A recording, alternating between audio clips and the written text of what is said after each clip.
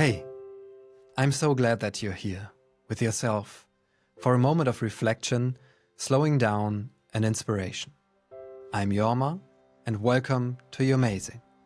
If you've already listened to the full episode, The Future of Leadership, How to Work and Lead in a More Human Way with Mel and Sabrina, welcome to my 5 key learnings, distilled and alive.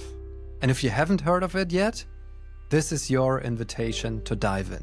Because honestly, that episode was full of depth, presence, and authentic leadership.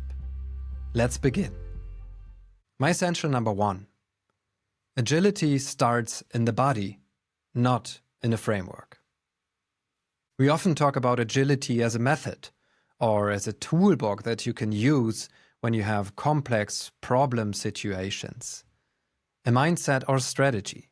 But Mel and Sabrina made something beautifully clear for me again.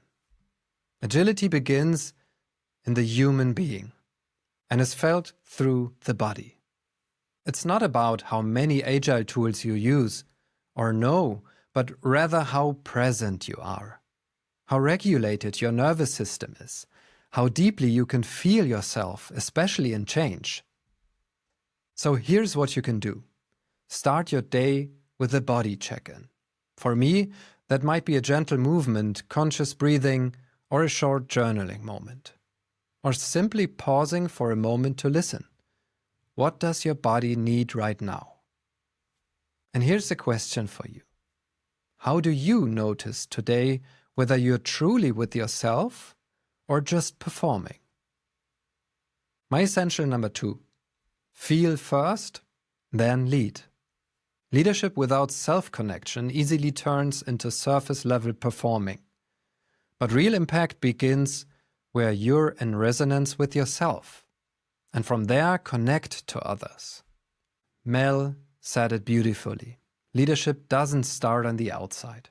It starts within. Self-leadership is the foundation.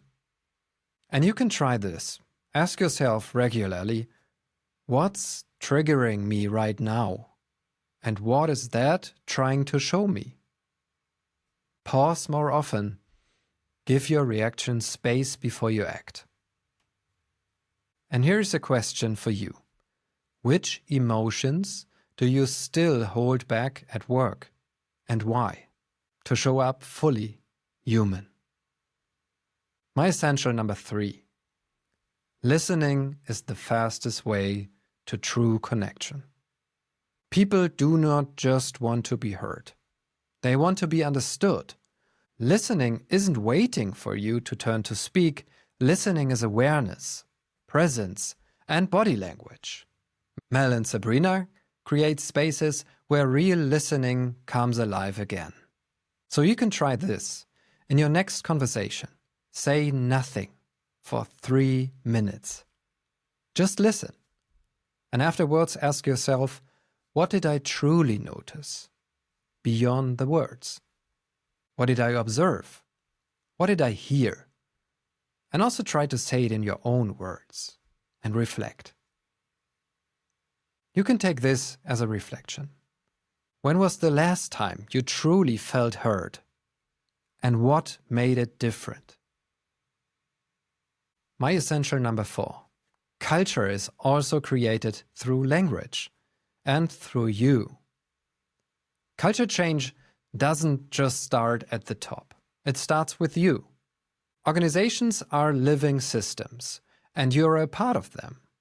So your behavior, your humor, your tone, all of it shapes culture. And culture also lives in language too. The words you use. Especially in multilingual teams, it matters to make that visible. Sabrina shared a beautiful example. Let people write their ideas on sticky notes in their native language.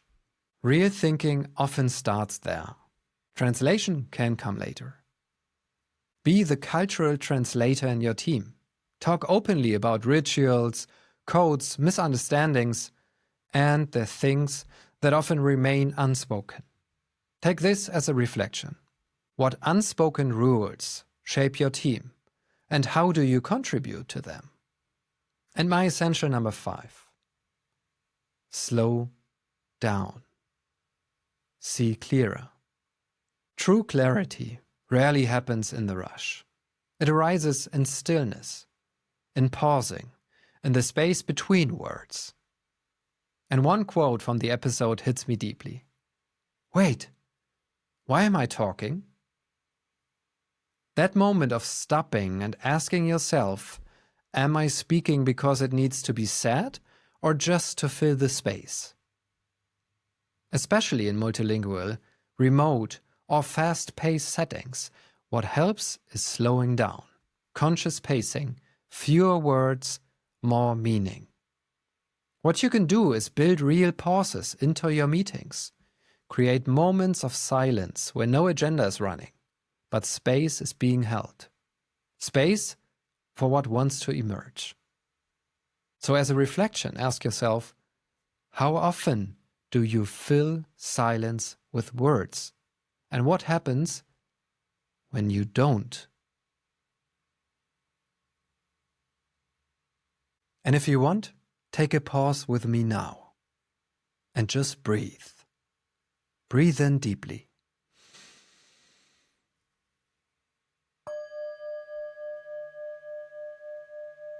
Breathe out.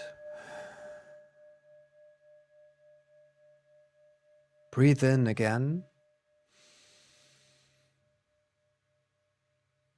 And breathe out.